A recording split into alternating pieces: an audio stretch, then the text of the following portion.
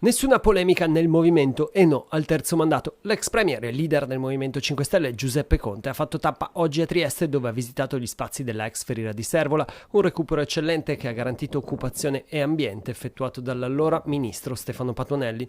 Conte ha poi parlato del terzo mandato. Francamente è una partita tutta interna alla maggioranza, stanno litigando su questo, insomma sono partite che non ci appassionano, cerchiamo invece di lavorare su progetti concreti, su prospettive concrete.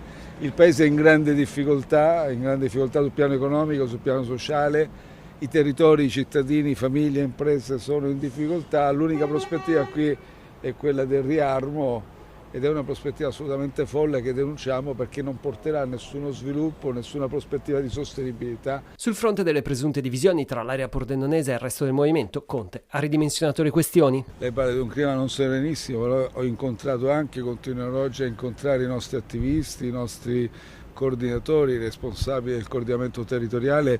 Non mi sembra affatto che ci sia nessuna frizione particolare, nessuna particolare fibrillazione, insomma. Sono delle dinamiche normali quando c'è un confronto dialettico, democratico all'interno di una forza politica, nulla di che. Comunque ci confronteremo e ascolteremo le voci sempre di tutti, come è giusto che sia.